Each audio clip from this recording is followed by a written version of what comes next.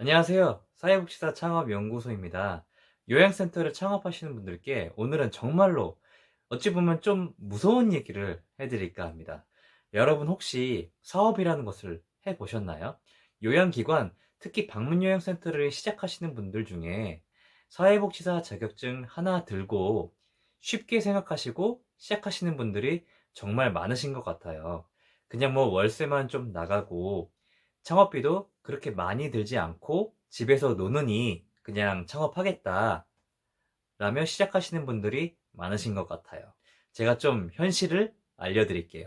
이 사업 절대 쉬운 사업 아닌 것 같아요. 국민건강보험공단 홈페이지에 들어가면 통계자료실에 요양기관 폐업 현황이라는 데이터가 있거든요. 제가 댓글로 링크 걸어 드릴게요. 데이터를 보시면 2020년에 폐업한 장기요양기관의 개수가 나옵니다. 과연 몇 개의 센터가 문을 닫았을까요? 100개? 500개? 1000개? 여러분께서 들으시면 깜짝 놀라실 겁니다. 2020년 기준으로 1835개의 센터가 문을 닫았고요. 2019년에는 더합니다. 2700개가 문을 닫았습니다. 현재 전국에 있는 요양기관이 25,000개가 있는데요. 이 중 대략 20%가 망한 겁니다. 여러분, 다시 한번 말씀드리지만 요양센터도 하나의 사업입니다. 오늘은 좀 현실적인 얘기를 많이 들려드릴까 해요. 아무리 소자본 창업이라 하더라도 여러분께서 폐업하려고 창업하시려는 것은 아니시잖아요. 다들 성공하시고 좋은 일 하면서도 남부럽지 않게 월급도 가져가면서 멋진 사회복지사로 거듭나기 위해서 창업하시는 거잖아요. 방문요양센터 창업해서 성공하려면 공부부터 하셔야 됩니다. 철저하게 공부하시고 마음 단단히 먹고 이 악 물고 어느 정도 돌아갈 때까지 정말 사활을 걸어야 하는 사업이죠. 여러분, 폐업을 가장 많이 하는 이유가 무엇일까요? 90%가 어르신이 없어서 폐업을 하게 되는 경우인데요.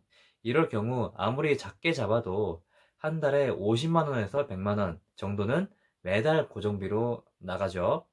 1년에 대략 1000만 원이라고 칠게요. 그리고 여러분께서 이 일을 안 하고 알바라도 했었으면 매월 150만 원이라도 받았을 거잖아요.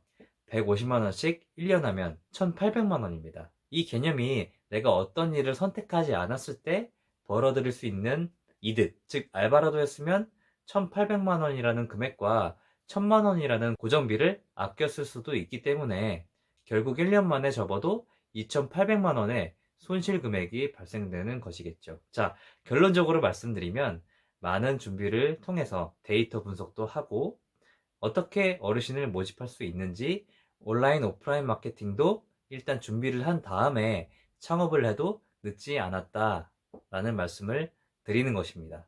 두 번째로 요양센터를 운영하려면 가장 기본적인 사고방식이 있습니다. 여러분은 이 방문요양센터 사업을 왜 하시려는 거세요? 아마도 각기 다른 이유가 있으실 거예요. 생활비를 조금 더 벌기 위해서, 자녀 교육비를 마련하기 위해서 분들도 있으실 거고, 더 많은 수입이 필요하기 때문에 이 사업을 시작하시는 분들도 있으실 거고, 안정적인 미래, 직장에서 꿈을 찾지 못해 새롭게 도전을 통해서 평생 직장을 갖고 싶으신 분들도 있으실 거고, 단순히 그냥 돈을 벌기 위해 생업을 만들기 위해 사업을 시작하시는 분들도 있으실 거고, 아니면 자아실현을 위해서 사회복지 일이 좋아서 어르신이 좋아서 시작하시는 분들도 많으실 겁니다. 다 좋습니다.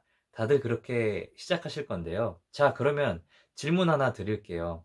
음식점이 성공하려면 어떻게 해야 하죠? 미용실이 성공하려면 어떻게 해야 할까요? 맞습니다. 음식점이 성공하려면 음식이 맛있어야 하고요. 미용실이 성공하려면 머리를 잘해야 성공합니다.